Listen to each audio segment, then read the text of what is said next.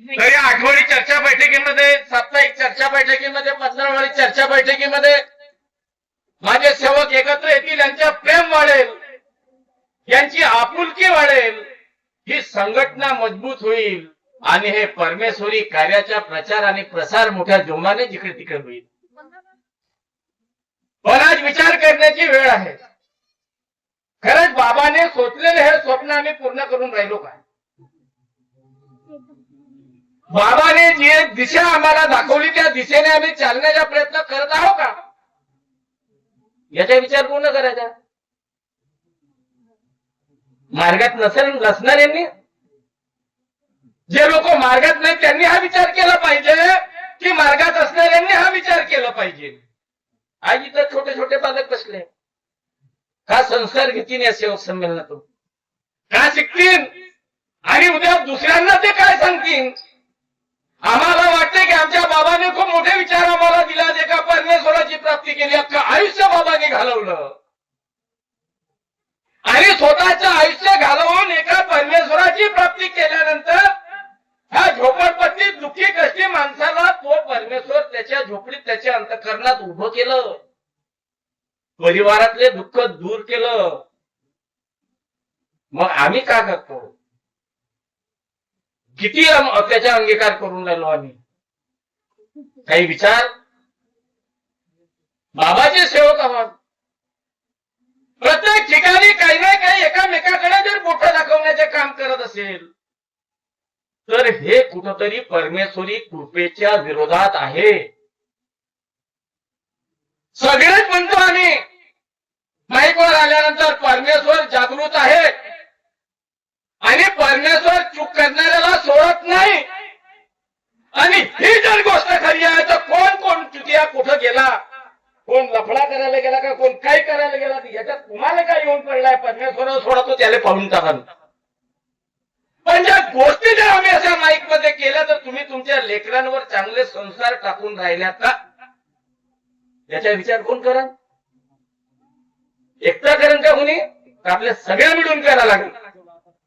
जो जो सेवक किंवा जो मार्गदर्शक त्याच्यामध्ये चापेश्वर वैद्य बी आला, तो जर चूक या ठिकाणी बोलत असेल तर ते संस्कार त्याच्या लेकरांवर होऊ शकतात. मी जे बोलीन ते माझ्या लेकरांवर पडतील. तुम्ही जे वागणूक कराल तुमच्या घरामध्ये, तुम्ही ज्या चालीरीती तुमच्या घरामध्ये ठेवाल तेच गुण तुमच्या लेकरामध्ये येतील. म्हणून किमान सेवक संमेलनामध्ये किंवा चर्चा बैठकीमध्ये सांभाळून बोलणं शिका. बाकी जाऊ द्या गोष्टी असतात मतभेद. आता शेळके साहेबांनी या ठिकाणी सांगितलं मतभेद असू शकतात, मनभेद असू नये. पण इथं एक आहे, सगळ्यांना बोलण्याची हौस जास्त आहे. लंबा 1 घंटा बोलणारा माणूस दुसरा बोलायला उभा झाला तर म्हणते आता वेळ झाली. मग अगोदर बोलणाऱ्याने कधी आपल्या वेळेकडे लक्ष दिलं का? त्यांनी घड्याळीकडे पाहिलं का? का नाही पाहिलं? तुम्ही कोणत्या पोस्टवर आहात? तुम्हाला किती वेळ बोलायला पाहिजेत? एक अनुभव सांगितला का 4 अनुभव सांगण्याची काय गरज राहते? सेवक संमेलन आहे, इथं शिस्त लावा. अध्यक्ष साहेब, चापेश्वर वैद्य चुकत असेल चापेश्वर वैद्यला बोला, त्याचे कान पकडून बोला. तो शिस्तीत आला पाहिजे.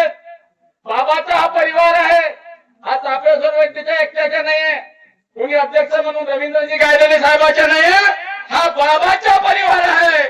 मानता की बाबा जुमदोजींनी तयार केलेला हा मानव समाज, हा मानव धर्म, याला मोठा करायचा आहे तर मग आमचे विचार मोठे पाहिजेत, आमचे विचार निर्माण पाहिजेत. आम्हाला आमच्या समोर बसणारा प्रत्येक सेवक तो कोणत्या जातीच्या, कोणत्या धर्माच्या, कोणत्या मार्गदर्शकाकडून घडला याचा भेद आमच्या मनात नाही आला पाहिजे. आणि आमच्या वागणुकीतून आम्ही मंडळाचे संचालक म्हणून सगळ्याला समान वागणूक देण्याचा मानस आमच्या मनामध्ये राहिला पाहिजे. ज्या दिवशी ही भावना आमच्या अंतःकरणामध्ये येईल, ज्या पद्धतीने बाप त्याला जर 4 पोरं असतील आणि त्या 4 लेकरांमध्ये जर बापाने भेदभाव तयार केला, एकाले जवळच्याला दुसऱ्याला जर दूरचा केला तर त्याच्या घरी एकत्रित कधी राहू शकत नाही. त्या भावामध्ये झगडे होतात, बाप मरून जाते पण भावातले झगडे तुटत नाही. पण ज्या बापानं 4 लेकराला सारखं समजलं, जवळ घेतलं ना सगळ्याची समजूत काढून सगळ्याला समान वागणूक दिली तर तो परिवार कधी मागे येत नाही. मग बाबांनी का नाही केलं आमच्यासाठी? बाबांनी म्हटलं का तू माझ्या जातीचा आहेस तर तुला मी 2 पदं जास्त देतो, तू माझ्या रिश्तेदारीतला आहेस तर तुला 4 पदं जास्त देतो, तू माझ्यासोबत जास्त वेळ राहिला तर तुला हे देतो. आज दुःखानं बोलावंसं वाटतं. दुःख या गोष्टीचं आहे की नवीन सेवकाची काही चूक नाही आहे. ते तर नवीन शिकून राहिले आहेत. पण जे लोक म्हणतात की आम्ही बाबासोबत होतो, आम्ही बाबासोबत राहिलो, मग मला सांगा हे तुकडे करणाऱ्यामध्ये नवीन जास्त आहेत त्या बाबासोबत राहणारे जास्त आहेत? कोणी केले तुकडे एवढे? कोणामुळे तुकडे झाले? वारंवार आता कधी कधी दुःख वाटतंय. साहेब माझे संचालक राहिलेले आहेत, शेळके साहेब, नेहमी तुमची पोट निघाल आहे की तुमची दिशा चुकीची आहे मला कळत नाही. कदाचित माझी चूक होऊ शकते, तुमची पोट निघाल राहू शकते, मंडळ एक झालं पाहिजे म्हणून. कदाचित तुमची दिशा चुकीची राहू शकते एकत्र करण्याबाबत. पण वारंवार जेव्हा आम्ही म्हणतो की आम्ही सगळे सेवक एक झालो पाहिजेत, पण सगळे सेवक एक झाले पाहिजेत नाही कोण म्हटलं? मंडळाच्या अध्यक्षाने म्हटलं, उपाध्यक्ष साहेबांनी म्हटलं एक नाही झालं पाहिजे म्हणून. प्रयत्न तर आमचे सुरूच आहेत. जे जे लोक बिघडले होते आले त्यांना आम्ही स्वीकारलं आणि पुन्हा जे कोणी येत असतील, परमपूज्य परमात्मा एक सेवक मंडळ हा आमच्या स्वतःचा नाहीये, हा मानव समाजाचा आहे.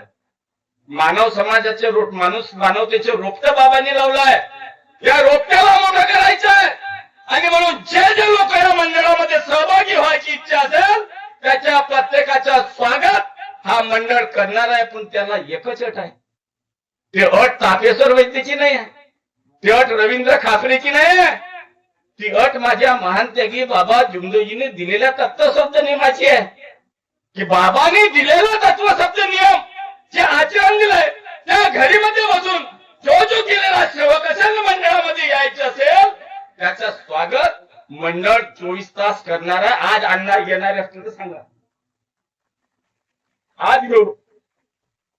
पण प्रयत्न कुठं दिसत नाही, माईक मध्ये बोलण्याला होत नाही, त्या कृतीमध्ये कसे येतील आणि त्या कृतीमध्ये आम्ही आणून की आणणार नाही हा खरा एक विषय तेवढाच महत्वाचा आहे. आणि म्हणून एवढं भाग्यवान समाज, सगळ्याचे भाग्य घडवण्याचं काम, आम्हाला सगळ्यांचं भाग्य घडवण्याचं काम आपल्या महानतेगी बाबा जुमदोजीने केलं आहे. आपल्यावरही जबाबदारी आहे. मग मागचे 10 वर्ष गेले त्याच कामात गेले. कायसाठी गेले? कार्यकर्ते रंगी राहिले नाही.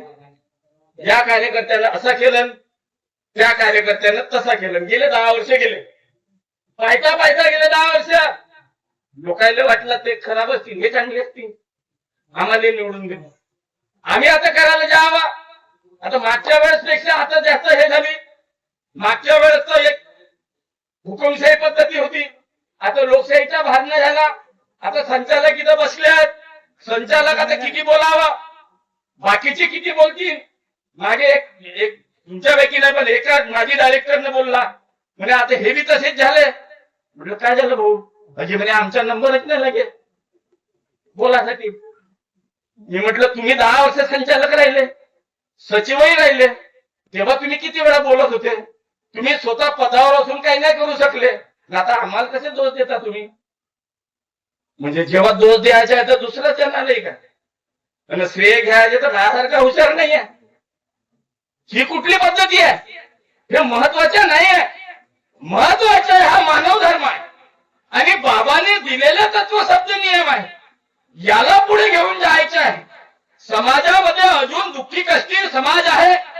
हा समाज जिथं जिथं फसवणूक होत आहे, जी फसवणूक माझी झाली, जी फसवणूक इथं बसलेल्या सेवकांची झाली, देवाच्या नावावर लागलेल्या दुकानदारीमध्ये आमचा पैसा गेला. एवढा पैसा गेला की आम्ही आमच्या लेकराचं शिक्षण करू शकलो नाही.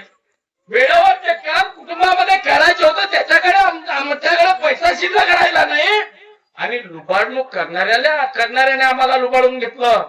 अशा वेळी मानते की बाबा जुमदेवजीची कृपा झाली, तत्वशब्द नियमाचा मार्ग मिळाला, माणूस घडवणारा मार्ग मिळाला आणि हा मानव समाज घडवण्याकरता 4 तत्व 3 शब्द 5 नियमाच्या आधारे अथांग मोठे मोठे सेवक संमेलन घडायला लागले. आता इथं एक राजकारणी बरे वाटते, पहिलं त्या राजकारणात होतो, साठवणे साहेब ते बरं वाटत होतं की तो राजकारण होता. मला वाटत होतं तिथं पार्टीचं राजकारण चालते, तिथं काँग्रेस येते, बीजेपी येते, शिवसेना येते, राखायचं म्हणून तिथं झगडे होत असतील. पण इथं पक्ष नाहीये. इथं पक्ष आहे का नाही? इथं एकच पक्ष आहे, तो म्हणजे मानव धर्म. इथं एकच नेता, एकच गुरु आहे, एकच भगवंत. आमच्या बाबांनी आम्हाला सांगितलं. पण तिथं एकच आहे, तिथं अनेक कसे आले. मग कधी कधी आठवते भस्मासुराचा उदाहरण. मग त्याच्या कुठे चुकला होता? भस्मासुराचा कुठे चुकला होता? त्याने असंच तपश्चर्या केली, एका पायावर उभा राहून. शंकरजी प्रसन्न झाले, दिलं वरदान, म्हणजे ज्याच्या डोक्यावर हात ठेवशील तोच मरण, जळून मरण. हा त्या शंकरजीच्याच मागे धावला.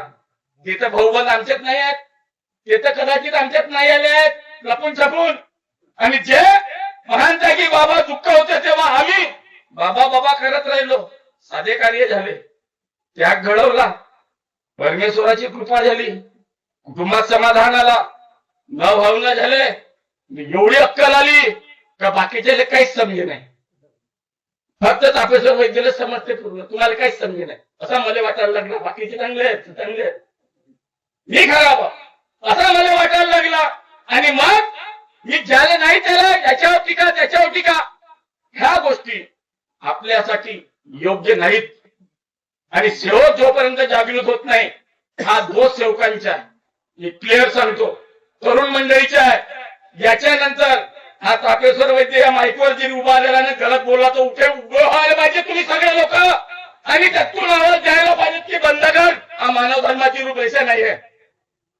ज्या दिवशी ही क्रांती माझ्या सेवकाच्या तरुण मुलांमध्ये होईल, त्या दिवशी माझ्या मानव धर्माचे सेवक संमेलन उत्तमरित्या झाल्याशिवाय राहणार नाही, हा विश्वास या ठिकाणी व्यक्त करतो. आणि हा मार्ग आहे, या मार्गाला पुढे घेऊन जायचं आहे. कुणी एकट्या माणसाची ताकद नाही, सगळी तुम्ही महानते की बाबा जुमदेवजी बनू शकत नाही. बाबा फक्त एकच तयार झाले, ते म्हणजे महानते की बाबा जुमदेवजी. आणि महानते की बाबा जुमदेवजी हा व्यक्ती नाही, हा एक विचार आहे. ज्या विचाराने या देशात नाही, या विश्वाला या विचाराची गरज आहे. हे विचार प्रत्येकाने आपल्या अंतःकरणात ठामपणे बांधा. 4 तत्व 3 शब्द 5 नियम याचा प्रचार प्रसार करण्यासाठी संचालकाची गरज नाहीये, मार्गदर्शक बनण्याची गरज नाहीये. स्वतः हत्यार उचला प्रत्येक सेवकानं आणि स्वतः प्रचारक बना, तेव्हाच आपला मानव धर्म पुढे जाईल. ह्या टीका टिप्पणी करणाऱ्याच्या खरपूस समाजात तुम्हालाच खायचा आहे, हा तुमच्यावर मी भार सोडतो आणि थांबतो. सर्वांना माझा नमस्कार.